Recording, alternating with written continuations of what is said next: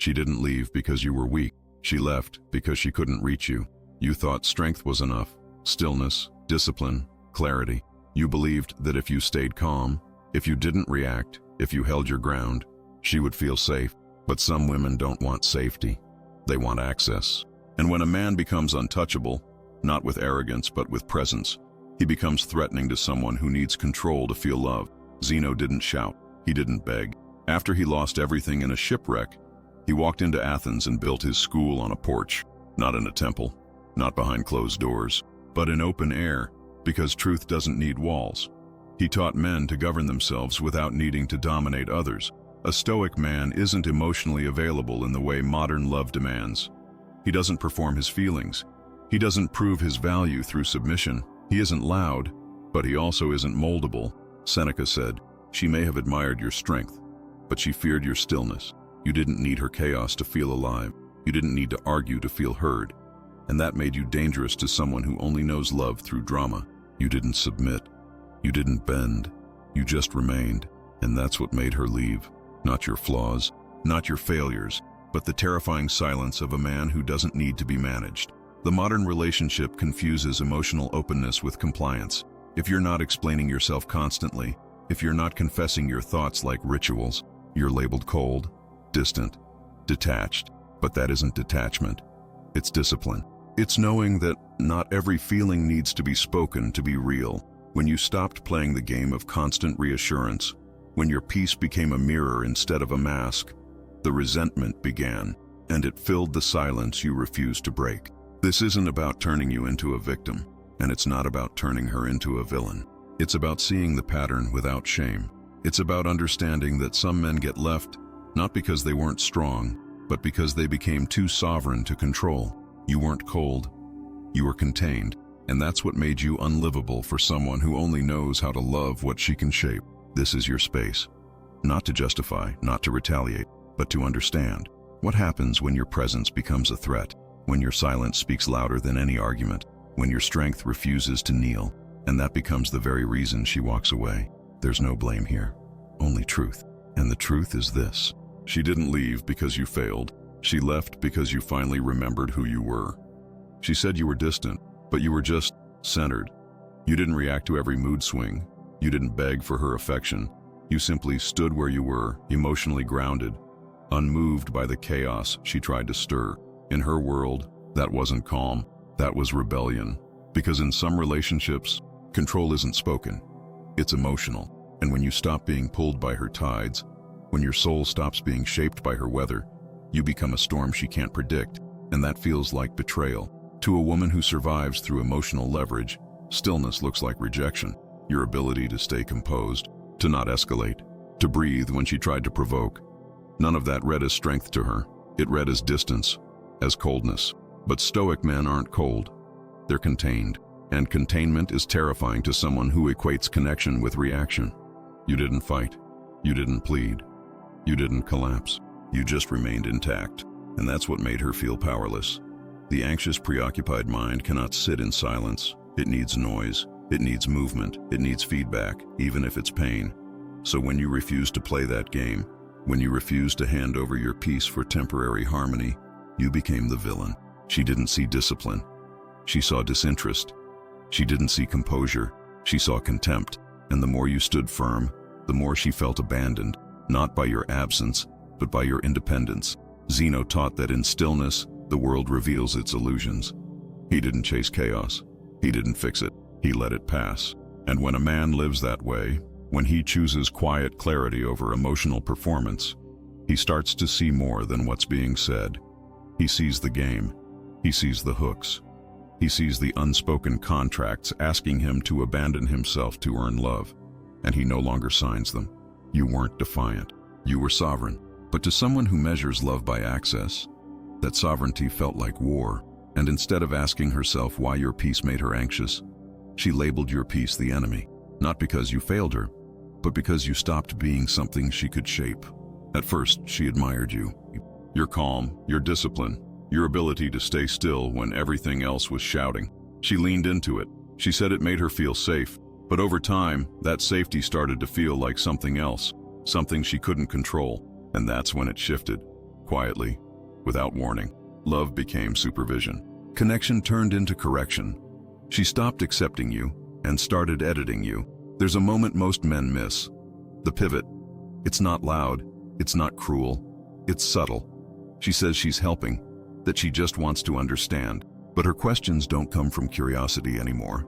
They come from discomfort, from resistance, from a slow, creeping resentment that you won't bend to make her more at ease. And she calls it love. She calls it compromise. But what she really wants is compliance. It begins in small ways. Your boundaries become too rigid. Your silence becomes too heavy. Your clarity becomes too sharp. She tells you to soften, to open up, to meet her halfway. But you're already there. You always were. You just weren't available to be rewritten, and that made her anxious. Not because you were wrong, but because you wouldn't play the role she'd quietly assigned you. What you thought was communication was something else entirely. It wasn't dialogue. It was pressure. She said, "Talk to me," but meant, "Agree with me." She said, "Be more present," but meant, "Be more pliable." She didn't want to know your mind. She wanted to mold it.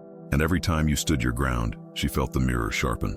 The truth is, what she tried to change in you was the very thing that anchored you. Your stillness, your restraint, your quiet refusal to perform. But her desire to reshape you wasn't about you at all. It was about her, about the parts of herself she couldn't face. And instead of confronting them, she redirected that conflict toward the one thing that wouldn't react. You. You didn't lose her love. You lost her illusion, the one where she could keep your strength without surrendering her control. And when that illusion broke, she stopped reaching for your heart and started trying to reshape your spine. You thought your calm was a gift. You believed that staying grounded, measured, unshaken, would make her feel secure. You thought your silence would be seen for what it was, a sanctuary, not a weapon. But it wasn't, not to her, because some people don't find peace in calm, they find fear. And the more you held your center, the more she lost hers. She couldn't hear you when you were calm, because she wasn't listening for your words. She was listening for your reaction. And when it didn't come, when your voice stayed low and your breathing slow, it felt like a threat. Not because you said anything, but because you didn't give her something to push against. Stillness became rejection, and clarity became distance. Most men don't see it until it's too late, until they're called cold, disconnected, uncaring. But the truth is, your calmness was never absence. It was control, self-control, emotional discipline. You weren't disappearing. You were refusing to be consumed. But that refusal can look like abandonment to someone who defines love by emotional chaos. Marcus Aurelius warned that peace would be mistaken for arrogance, that a man who remains unshaken will be seen not as wise, but as proud. Because when your presence isn't needy, when your emotions don't chase hers, she's left alone with her own. And if she hasn't made peace with them, she'll blame you for the silence they fill. Sometimes, it wasn't what you said that triggered her. It was what you didn't respond to, the tears you didn't rush to fix, the accusations you didn't defend, the moods you didn't mirror. And to her, that looked like emotional abandonment. But to you, it was presence without panic, love without submission. You weren't withholding, you were anchoring. But to someone who's never been held that way, your calm felt like chaos. Not because it was, but because it revealed hers. There's a line most men cross without realizing. In trying to protect their peace, they disappear. In trying not to react, they disconnect. It's not weakness, it's exhaustion. A slow retreat from the noise, from the endless requests to explain what doesn't need words.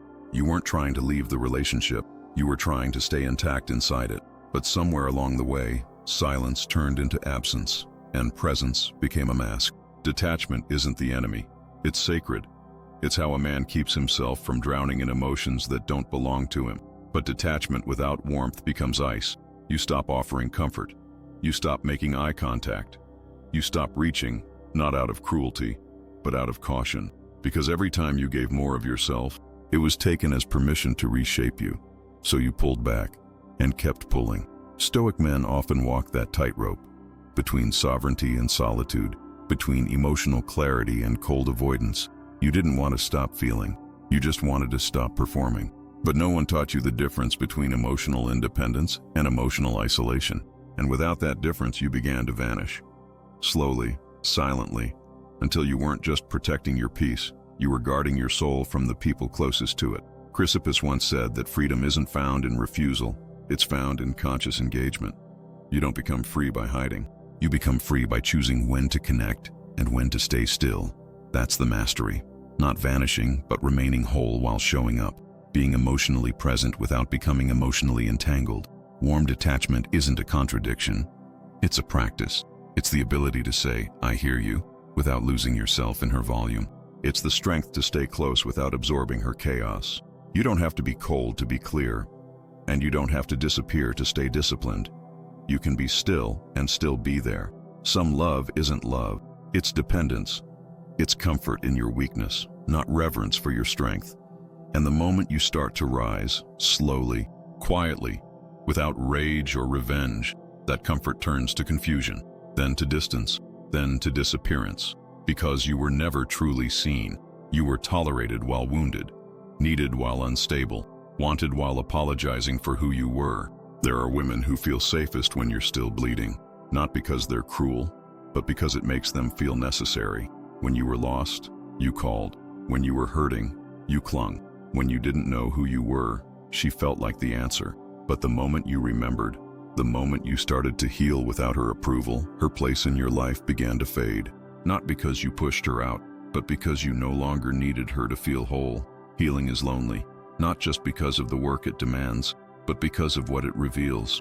Some people were only there for the version of you that doubted himself, and when that version started to disappear, so did they. So, you became more peaceful, more stable, more silent, and instead of celebrating your growth, she mourned her control, because you no longer asked for permission to be at peace. It's a quiet kind of pain, watching someone pull away not because you failed, but because you finally stood tall. You didn't raise your voice. You didn't close your heart. You just stopped explaining your calm, and she couldn't hold that version of you. Not because you were too strong, but because your strength revealed how much she depended on your pain to feel close. There's a man, maybe he's you, who finally found peace, who learned to breathe in silence, to sit with himself without self-hate, to walk without begging for someone to follow. And when he did, she left, not out of anger, but out of unfamiliarity. Because the man who no longer needed saving wasn't someone she knew how to love. You thought if you explained it, she'd understand. That if you laid out your logic, your discipline, your quiet way of loving, she'd see it for what it was. Commitment without noise. You tried to make your stillness palatable, to show her it wasn't neglect, that it wasn't arrogance, that it was your way of staying grounded. But strength explained becomes strength negotiated. And every time you tried to soothe her fears, you weakened the very thing that made you whole. You don't have to justify who you are to be worthy of love. But most men have been taught that love is earned through softness, through bending, confessing, diluting. So you sat her down and tried to translate your calm. You wrapped your discipline in explanations. You opened your chest to show there was no malice inside your silence. But it didn't work, not because she couldn't hear you, but because she didn't want to understand a love she couldn't mold. There's a hidden cost in trying to explain your stillness. It chips away at it, slowly, quietly. You start second-guessing your instincts. You wonder if maybe your silence is the problem, if maybe your boundaries are too much. And in trying to reassure her, you lose your own footing. You shrink, not in volume, but in presence, and she can feel that. She may not have words for it, but she knows when a man starts apologizing for his center. Epictetus said, "Don't explain your philosophy, embody it." You were never meant to prove your stillness. You were meant to live it. Let it speak through the way you breathe, the way you stay, the way you walk away when needed, not to punish, but to protect your soul. Because once you begin explaining your calm, you invite others to question it, to reshape it, to measure it against their storms. You don't owe your stillness to anyone, and you certainly don't owe it an explanation, because the moment you start trying to explain your strength, you're no longer standing in it. You're trying to sell it. And strength that begs to be accepted is no longer strength. It's strategy, it's survival, and that's not who you are, not anymore. Silence isn't nothing. It speaks, it teaches, it reveals, and your silence, measured, deliberate, grounded, taught her more than any speech ever could. It didn't show her your flaws. It showed her what she needed from you to feel in control. It didn't highlight your emotional absence. It highlighted her emotional dependence, and that was a truth she couldn't sit with. You weren't silent to punish. You were silent to stay whole. to not get pulled into another argument that twisted your words, another moment where calm became a threat. You stayed quiet because you finally understood. Not everything deserves a response. Not every storm requires your ship to sail into it. And in that silence, she projected. She saw what she feared, not because it was in you, but because she couldn't hear anything beyond her own echoes. To someone who equates love with emotional engagement, silence feels like exile. She needed your reaction to feel real, your explanation to feel seen, and when it didn't come, when you simply held your space and said nothing, she mistook it for abandonment. But you weren't gone. You were just done performing. You were present, but no longer available to be pulled apart and reassembled. Emotional transference is quiet. She felt unseen and projected that onto you. She felt unheard and blamed your stillness. She felt unsure and made your peace the villain. Your silence became a blank canvas, and she painted it with every fear, every wound, every unresolved voice in her. And then she looked at you and said, "You've changed." But the truth is, you hadn't changed. You'd simply stopped trying to manage her chaos with your clarity.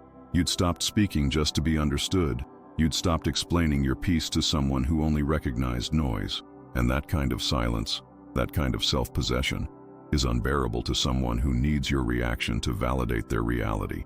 She couldn't accept your silence because it wasn't absence. It was power, and not the kind that dominates, but the kind that refuses to be dominated. You didn't leave. You didn't shut down. You just stopped translating yourself into a language that erased you. And in that silence, you remembered who you were, even if it meant losing someone who only loved you when you were echoing back her voice. Zeno didn't rebuild to be admired. He didn't gather men on the porch to prove he still mattered. He built after the storm because what he lost wasn't stronger than what still lived inside him. That's what strength is. Not recovery for recognition, but rebuilding because no one else can govern your soul. No woman, no memory, no silence louder than your own. Seneca once wrote, "Sometimes the storm you survive leaves others behind, not because you pushed them, but because they couldn't walk through silence with you." That's what happened. You didn't change. You didn't betray anyone. You just stopped being reachable through pain. You stood still, and in that stillness, people revealed who they were trying to be around you. She may have left, but she didn't leave because you failed. She left because you no longer flinched, because your strength no longer sought approval, because your love stopped apologizing for its form. And that isn't a tragedy. That's a threshold, the place where sovereignty begins. There's a man standing alone now, in a field. No noise, no begging, no one to convince, not abandoned, not chosen. Just there, free. Not because he won her back, not because he shouted louder, but because he remembered a man's value isn't in who stays. It's in what he stands on when everyone else walks away.